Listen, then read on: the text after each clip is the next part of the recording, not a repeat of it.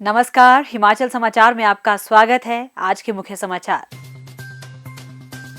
SJVNL 15 जनवरी 2025 तक 3 ऊर्जा परियोजनाओं पर अंतिम जवाब देना करे सुनिश्चित। मुख्यमंत्री और केंद्रीय ऊर्जा मंत्री ने विद्युत और आवास मामलों पर किया विचार विमर्श। मुख्यमंत्री ने वरिष्ठ पत्रकार के पिता के निधन पर किया शोक व्यक्त। प्रदेश में प्राकृतिक खेती से खुशहाल हो रहे किसान।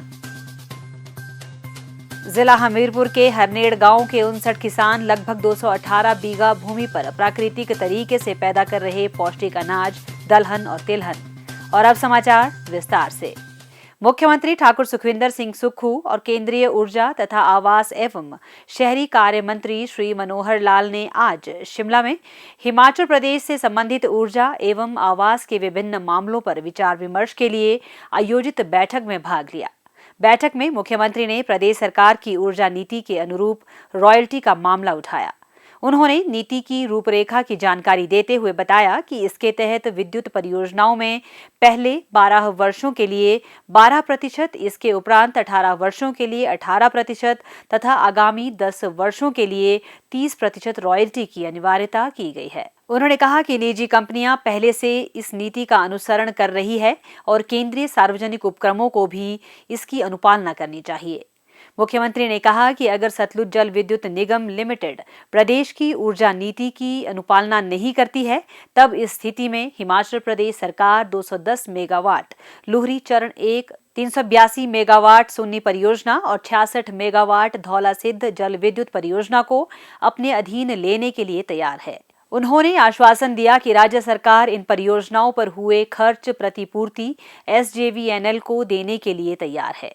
उन्होंने कहा कि SJVNL ने कार्यान्वयन समझौता हस्ताक्षरित किए बिना इन परियोजनाओं का निर्माण शुरू कर दिया है।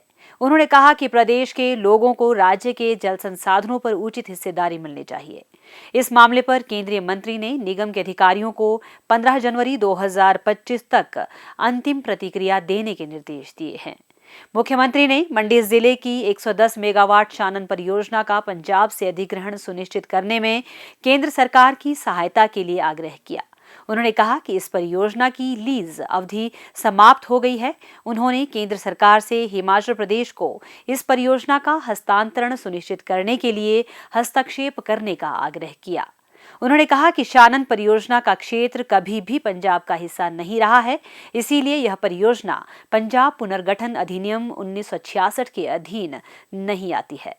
इस मामले पर केंद्रीय मंत्री ने मुख्यमंत्री को आश्वासन दिया कि वे इस अधिनियम की समीक्षा कर इसके अनुसार कार्यवाही करना सुनिश्चित करेंगे। मुख्यमंत्री ने केंद्र सरकार को भाखड़ा बांध प्रबंधन बोर्ड को नवंबर 1996 से अक्टूबर 2011 तक की अवधि के लिए प्रदेश को बकाया 13,066 मिलियन यूनिट बिजली एरियर जारी करने के निर्देश देने का आग्रह किया। उन्होंने कहा कि सर्वोच्च न्यायालय के हिमाचल प्रदेश के हक में आए निर्णय के बावजूद प्रदेश को अभी तक संबंधित राज्यों के द्वारा उचित हिस्सा नहीं दिया गया है।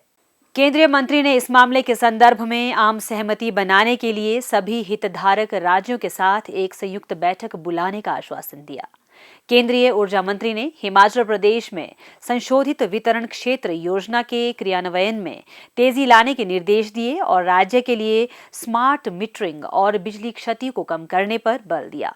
ठाकुर सुखविंदर सिंह सुक्खू और श्री मनोहर लाल ने केंद्र सरकार द्वारा वित्त पोषित स्वच्छ भारत पोषण, अमृत, शहरी आजीविका मिशन, प्रधानमंत्री आवास योजना और ठोस अपशिष्ट प्रबंधन सहित विभिन्न योजनाओं की प्रगति की भी समीक्षा की। मुख्यमंत्री ने कठिन भौगोलिक परिस्थितियों को ध्यान में रखते हुए केंद्र से उदार वित्तीय सहायता का आग्रह किया। केंद्रीय मंत्री ने प्रदेश को केंद्र सरकार से हर संभव सहायता प्रदान करने का आश्वासन दिया। मुख्यमंत्री ने प्रदेश के दौरे के लिए केंद्रीय ऊर्जा मंत्री का आभार व्यक्त करते हुए श्री मनोहर लाल के इस दौरे को सार्थक पहल बताया। उन्होंने आशा व्यक्त की कि भविष्य में इस दौरे के सकारात्मक परिणाम आएंगे। माननीय खट्टर साहब का बहुत बहुत धन्यवाद करता हूँ कि मंत्री जी हिमाचल प्रदेश में आए। पूरे देश में एक प्रकार की इन्होंने प्रक्रिया शुरू की है और बहुत अच्छी बात है। इस प्रक्रिया के माध्यम से हमें खुला टाइम मिल जाता है और उनसे चर्चा करने के विषय जो होते हैं उन पर खुलकर चर्चा भी होती है और हमको प्रेजेंट करने का भी मौका मिलता है। आज बड़ी सौहार्दपूर्ण वातावरण में बातचीत हुई। विषयों को समझा गया। हमारे ऊर्जा के क्षेत्र में 2-3 इश्यूज थे। पहला इशू है कि हमारी जो सुन्नी, नूरी, धौलासीद और कुठेड़ पावर प्रोजेक्ट, उसमें 12, 18, 30 वाला प्रोजेक्ट और 40-7 वाला प्रोजेक्ट हमको हिमाचल में वापस मिले। पॉलिसी नेशंस के लिए होते हैं, लेकिन उसमें गंभीरतापूर्ण विचार करके कहा गया कि हम सब बिंदुओं पर विचार करेंगे इस पॉलिसी के बारे में, और 15 जनवरी तक कोई ना कोई इसमें फैसला लेने की बात की गई है, और ये मैटर अभी कोर्ट में भी है। तो इन विषयों पर बहुत विस्तृत से माननीय मंत्री जी ने देखा, विचार किया, क्योंकि हमारे पास पानी के अलावा कोई रॉ मटेरियल है ही नहीं है। इंडस्ट्री हमारी सिर्फ बद्दी वाली लाइन पर है, तो ये हमारे लिए एक बहुत ही महत्वपूर्ण विषय था, जिस पर बहुत गंभीरता से विचार करने के बाद, अधिकारियों के बैठक करने के बाद फिर कैलकुलेशंस पर जाएंगे, फिर कैसे आगे बढ़ा जाएगा वो फैसला 15 जनवरी से पहले आएगा। दूसरा विषय हमारा शानन प्रोजेक्ट का बारे में था। शानन प्रोजेक्ट के बारे में हमने माननीय मंत्री जी से अनुरोध किया, जो भी कानून के तहत 1966 का जो रीऑर्गेनाइजेशन एक्ट है, उसके तहत जो कानून बना है, उस कानून के दायरे के तहत आप भी एक सुप्रीम कोर्ट में एफिडेविट दीजिए। पंजाब सुप्रीम कोर्ट गया हुआ है, क्योंकि जो हमारा शानन पावर प्रोजेक्ट था वो ओल्ड हिमाचल में था। तो मर्जर जो हमारा हुआ था वो 1966 में जो एरिया थे वो उसका पार्ट ही नहीं था। तो माननीय मंत्री जी ने दिशा निर्देश दिए कि मुझे उस एक्ट की कॉपी पढ़ाई जाए, और जो उस समय के एक्ट के हिसाब से ही अपना एफिडेविट देंगे। और पंजाब ने जो क्लेम किया है वो गलत क्लेम किया। पंजाब भी हमारा भाई है, लेकिन उनसे हम चाहेंगे कि जो एक्ट की मूल विचार है उसको उसमें सम्मिलित किया जाए। तीसरा बीबीएमबी से रिलेटेड था, और बड़ी अच्छी बात ये हुई कि बीबीएमबी के एरियल से रिलेटेड था। 7.19 हिस्सा जो है, जो पिछले 13 साल से सुप्रीम कोर्ट में हमारा फंसा हुआ है, उसमें ये कहा गया कि पंजाब ने कुछ ऑब्जेक्शन किया है, लेकिन एक बैठक की जाएगी जिसमें हरियाणा, पंजाब, राजस्थान, सब लोगों को सम्मिलित करके उस बैठक के बाद ये किया जाएगा कि वो हमको एरियल किस के रूप में देते इस विषय में। मुख्यमंत्री ठाकुर सुखविंदर सिंह सुक्खू ने वरिष्ठ पत्रकार श्री प्रकाश भारद्वाज के पिता श्री बुद्धीश चंद्र भारद्वाज के निधन पर शोक व्यक्त किया है। श्री बुद्धीश चंद्र भारद्वाज ने अपने पैतृक निवास सलापड़ में अंतिम सांस ली। मुख्यमंत्री ने ईश्वर से दिवंगत आत्मा की शांति और शोक संतप्त परिवार को इस अपूरणीय क्षति को सहन करने की शक्ति प्रदान करने की प्रार्थना की है। प्रदेश सरकार प्राकृतिक खेती को बढ़ावा प्रदान कर रही है। वर्तमान में प्राकृतिक खेती किसानों के लिए संजीवनी बन रही है। मुख्यमंत्री ठाकुर सुखविंदर सिंह सुक्खू के नेतृत्व में प्रदेश सरकार प्राकृतिक खेती को बड़े पैमाने पर बढ़ावा दे रही है और प्रदेश के किसानों को इस पद्धति को अपनाने के लिए प्रेरित किया जा रहा है। हमीरपुर की ग्राम पंचायत बफड़ी के गांव हरनेड़ के सभी किसानों ने प्राकृतिक खेती को अपनाने का संकल्प लिया है और अब यह गांव एक आदर्श गांव के रूप में उभरने लगा है। गांव हरनेड़ के सभी 62 किसान परिवारों की लगभग 264 बीघा भूमि को प्राकृतिक खेती खुशहाल किसान योजना के तहत प्राकृतिक खेती के अंतर्गत लाने के लिए शुरुआती चरण में 26 किसानों को 2-2 दिन का प्रशिक्षण प्रदान किया गया।